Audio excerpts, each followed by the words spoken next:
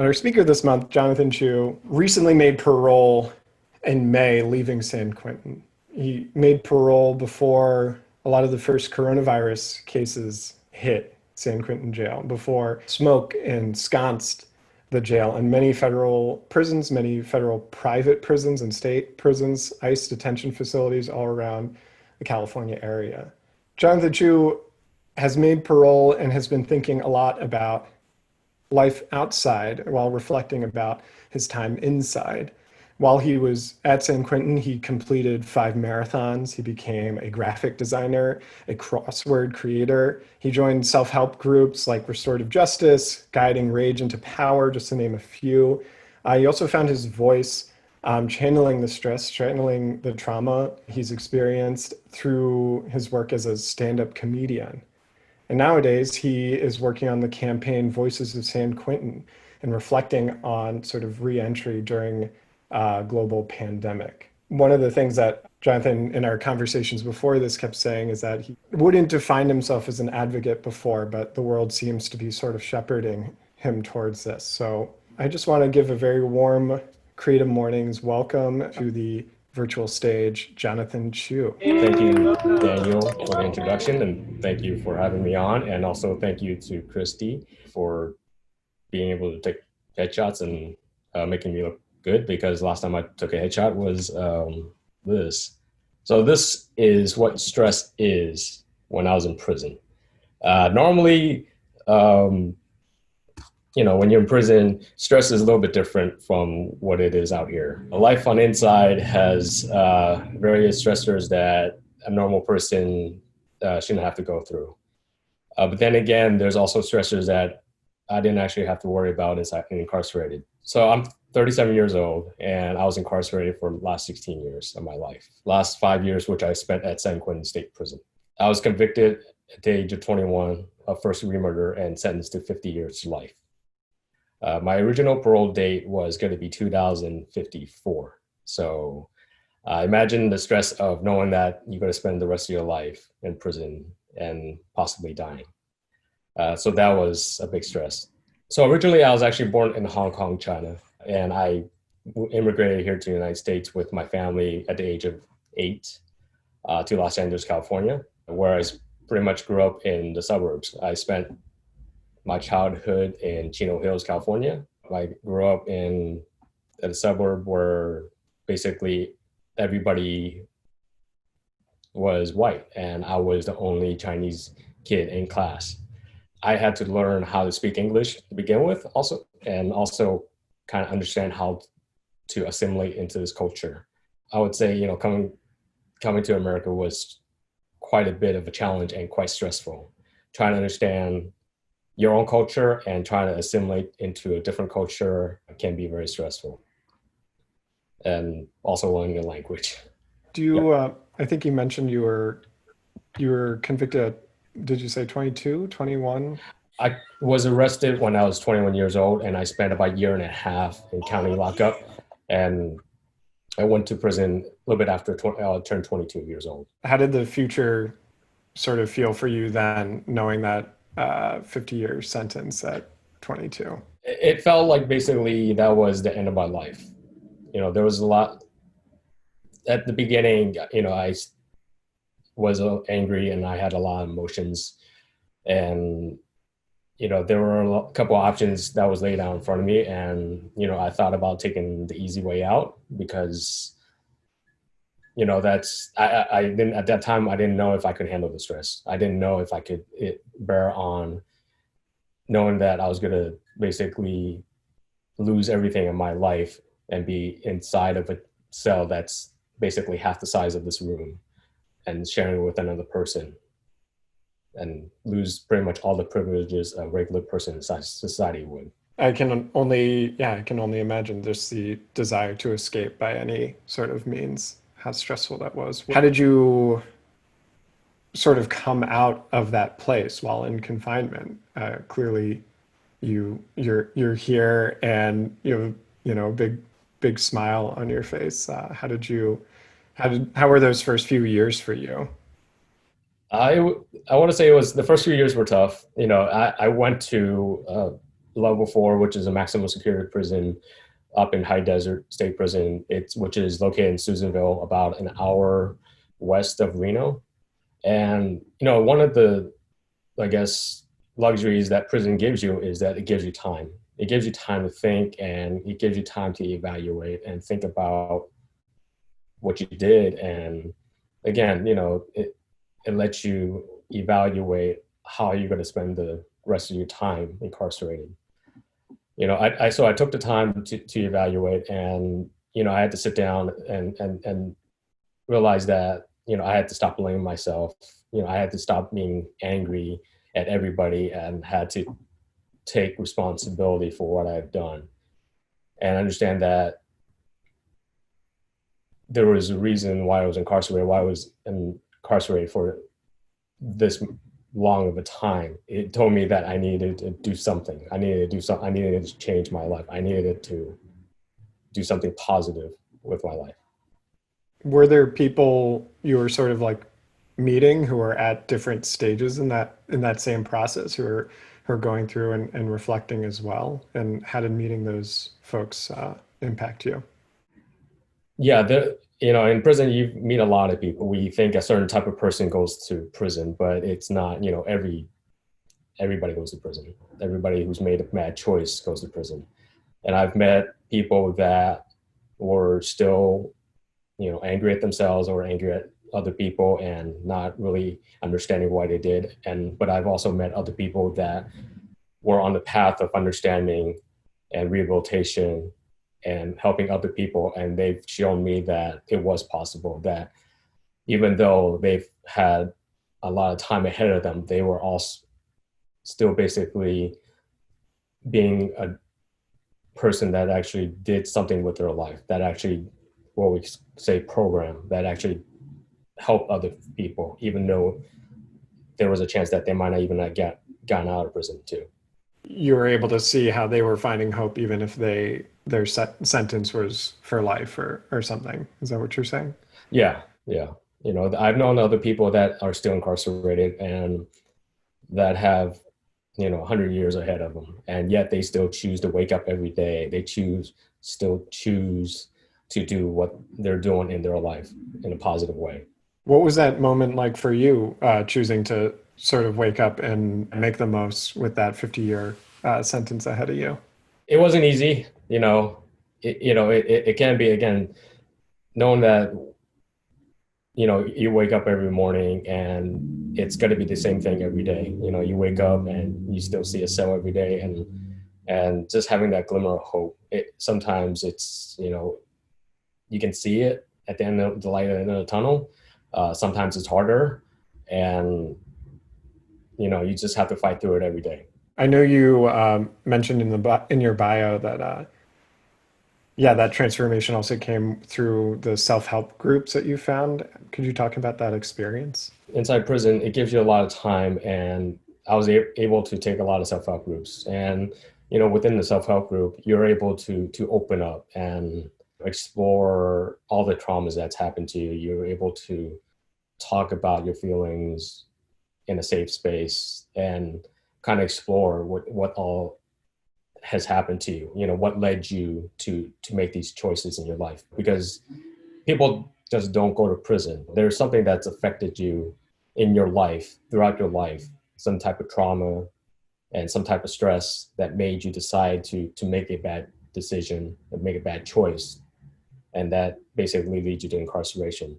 So I've had that. Luckily, I had that time, and the groups offered to find out what it was that affected me to my incarceration. Yeah, you mentioned a lot of sort of being isolated as a young boy and having to assimilate to American and California culture. I imagine that's a huge part of that stress. Coming from another country and yeah, trying to see yourself into a different culture while at the same time, when at home I'm back to my Chinese culture, but whereas when I'm at school, I'm in my American culture. So the stress of understanding who I was and trying to find my identity, that was, I guess, the stress that I had to deal with growing up. I can imagine a lot of folks, yeah, just feeling outside being in a minority, being other by your community, is a stress that a lot of people can identify with. You also started doing marathons while you're in prison. Can you explain to me how that works? Like as a having no understanding of this. So at San Quentin State Prison, we have a running club. It's called the 1,000 Mile Running Club. And my coach is here actually this morning. His name's Frank Runa, and he's the coach for our running club. And on our prison yard, which is a very tiny yard, we run in basically in a circle around the field. And we trained all year. And throughout the year, we run anywhere from 3 miles to half a marathon and to a 3 hour race. And at the end of the year, around November, we run a marathon, which consists of about 105 laps around the yard. And I want to say, this is the good stress that I've embraced in my life. That's the stress that I want, that it's shown me that like I can accomplish something, that I can accomplish all these marathons that I've done because of the training and my determination and my will. What is it like now running when you don't have to do 150 laps in a confined space?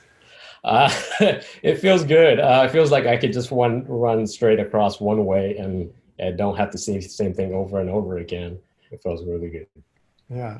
So in May of this year, your sentence was commuted, resulting in your release on parole. What was it like? I guess walk me through what it was like learning about this opportunity for commuting your sentence and filing through that process. In early 2018, a friend of mine who I've actually known since I started my incarceration, Emil DeWeaver, he filed a commutation with Governor Brown and he got approved. Basically, he got commuted and he went to the board of parole hearings and he was found suitable and released. And he told me to basically also to file one. When we're filing a commutation, we're asking for mercy. What I've accepted, what I've done, and I deserve to be in prison for the act I've committed. And for me to file the commutation was to show that the person that I am today, rather than the person I was 16 years ago. So I wrote basically showing all the positive things to the governor, which included, support letters from Frank and from a lot of the people that volunteers at San Quentin, as well as all the accomplishments that I've done over the years. And I sent it off to the governor. From then, they sent a person down to interview me and basically asked me about my life. And I did. And from then on, I just waited. It's a waiting game. Nobody really tells you what's going on. They don't really say, hey, you're in this process or what, of this commutation. But on November 21st of 2018, I got a call from the governor's office. One of the lawyers called me up and this is what basically they gave me. This stating my commutation, which was signed by Governor Brown, saying that my sentence was commuted from 50 years to life to 17 years to life. I was basically then resentenced and I was sent to the Board of Parole hearings on September 11th of 2019, which was kind of weird. And it was kind of stressful because, when you go on the board, again, you're trying to show the person who you are and being able to talk about everything in your life. It can be very stressful for anybody, just because your freedom is on the line. Yeah, you go from not hearing anything from filing to suddenly getting this blue folder that has a seal of approval, but now you have to speak before an audience and you feel like they can decide. It still feels like this isn't real, it sounds like. Yeah, throughout the whole process, I never really thought it was real. I keep thinking that, it was all just a dream or some crazy Twilight Zone episode. Early on, once I've accepted all that was my future, I was content about being in prison. I was content and I've made that choice of I'm not going to let the stress of incarceration worry. I'm not going to worry about that. I'm going to just move on and see what I can do. Going to the parole board, speaking in front of three people that basically has the fate of your life in their hands. You really have to watch what you say very carefully. Did it ever start to feel real? Like this is really happening? Does it feel real now? Yes and no. Even through when I was being dropped off outside the prison gates and gotten off the van and saw my friends there, it did feel real. And certain days I wake up and I still think that, this is all a dream and I could just wake up back inside my prison cell. But from my take, it sounds like you've gone through several culture shocks of assimilation through your life. Once when you were 8 and moving here, another when you're 22 with your sentence, and now again you're coming out in the middle of a pandemic. How does it feel on the other side, knowing so many of your friends and community over the years are still on the inside? It's a lot, I feel like I've been spared for whatever reason. There's over 100,000 people incarcerated in the state of California. And I was one of the handful of people that got selected and got commuted and was released. So in a sense, I don't want to say I won the lottery, but I gained my freedom back, whereas so many people are still trapped inside, which I've known for many years. And, these people are basically my family. Even coming out in a pandemic, it's still freedom. At the end of the day, I'm still free, but I don't know how it feels because, when my freedom is tied to the people, to my family that's locked up still, I don't really feel free. Like I said, I've known, since I was incarcerated back in 2006 that are still incarcerated and they might not be able to get out either because of their sentence or because they won't survive COVID. So for me, that's always on top of my mind. I get the privilege of waking up every day and enjoying and going outside and enjoying freedom. But like I said, it's in a sense it's great, but it's also weird, and I kind of see like why was it me? I still question myself, why me? Sounds like a tremendous amount of sort of survivor's guilt that you are out here and feeling like that you could still wake up back there, but also that the people that you've had and have known for years are still there and suffering and their fates are unknown to you. How do you move through those feelings? What do you do? What do you do with that? I mean, sadness. What do you do with that inner sadness? I try to do what I can to do things positively. Again, one of the things I've learned in self-help groups is a lot of reasons why people go to prison is that we react to situations violently or not maturely. We basically, the traumas that we went through and, all the abuse that I went through, that was the way I thought that's how you resolve any type of situation with violence, and understanding that, yeah, there are times where I am sad that knowing that I'm here and there's still 3,000 people locked up inside prison, inside San Quentin. I wake up with a simple purpose. I try to not to let that stress of what's going on inside affect about how I go about my day about helping other people. I guess in a way for me to deal with it is to know that I'm making a difference in somebody else's life, is to help somebody. And that's kind of how I deal with that. I imagine your volunteer work as well and your work through advocacy on the Voices of San Quentin campaign also contributes to that feeling of progress and making a difference. When COVID hit San Quentin, I wanted to basically tell the world like COVID hits prison, and it's not just people in prison that's affected, it's families, it's formerly incarcerated people, it's friends of formerly incarcerated people. And it was my way, I guess, to help bring the light to see what's going on inside our criminal justice system. For people who might not know, how is COVID being, addressed in the prison system in California or in the US? I really, I don't really see any really people addressing this issue. I understand the public's point of view about my community and me, and I understand that. But at this point, there are still not enough things that's being done about incarceration and COVID. What we need to do is we need to basically let people out of prison. They can't social distance, and basically, at this point in San Quentin, I want to say a lot over 75% of the population is infected with COVID one way or another. I understand that people would have this assumption about like releasing dangerous criminals back out into society, and all the fears that that people worry about, and that stress.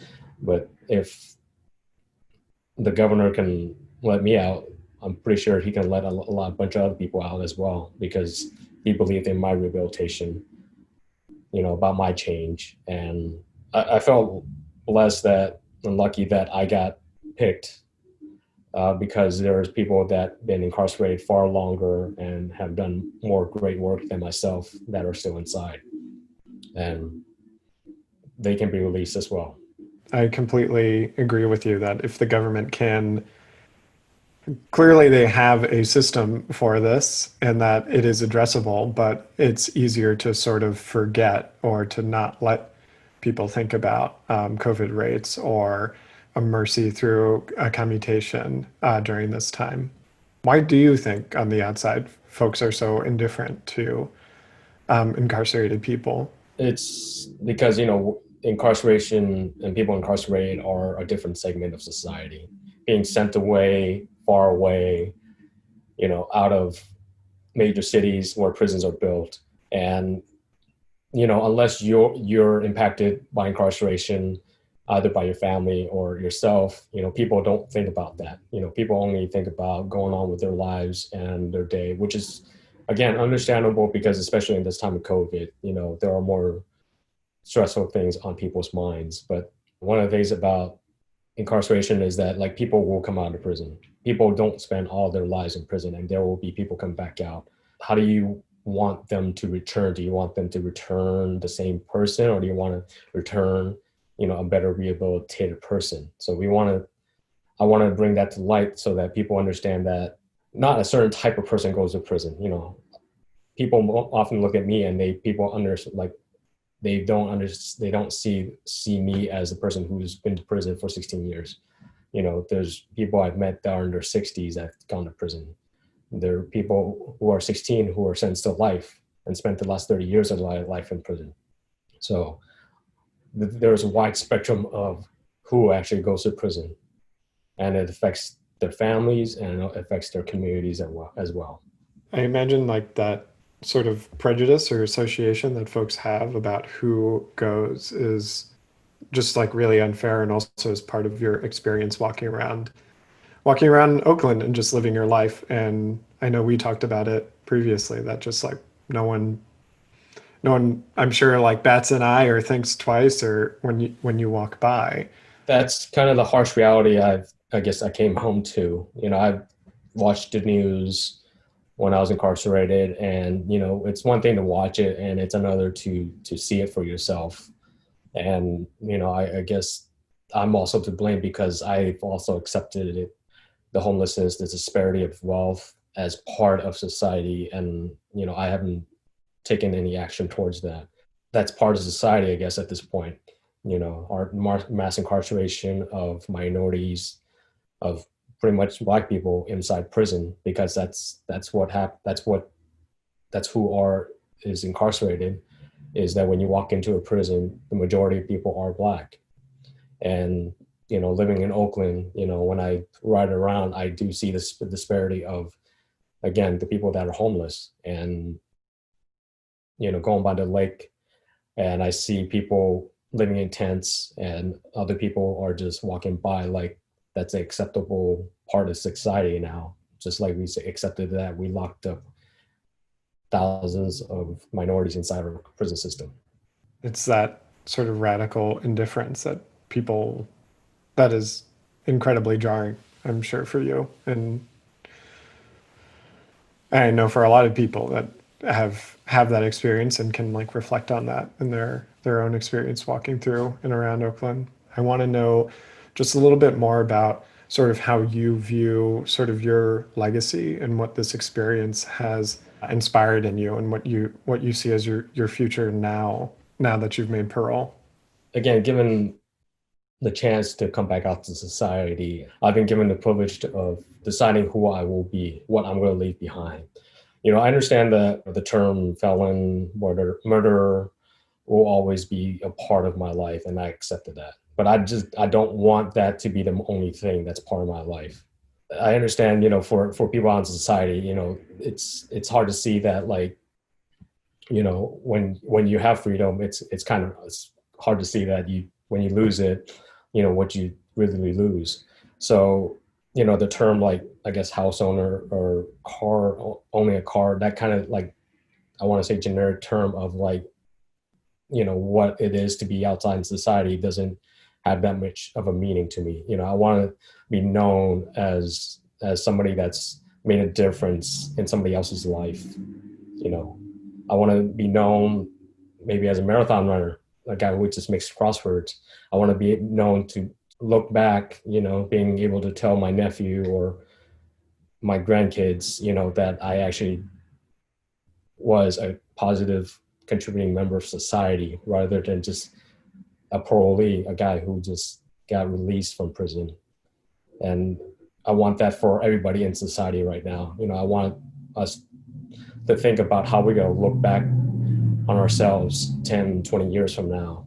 During the time of COVID, what did we do as societies, as human beings? Did we go in and decide we're going to save people's lives by saying we should let people go, let people out of prison so that they didn't have to suffer from COVID and they didn't have to die inside of a hospital, inside of a prison? Or are we going to be known as our legacy as because we thought we were afraid of certain people that it was better just to let them die inside than to actually think about or caring about another person? Every day I want to make the positive choices of who I want to be remembered as, 10, 20 years from now, and being able to say, I came out of prison and I made a difference. Just given what you've shared today, I think I have really high hopes that will be the case. Thank you. If you want to unmute and just give a big thank you to Jonathan.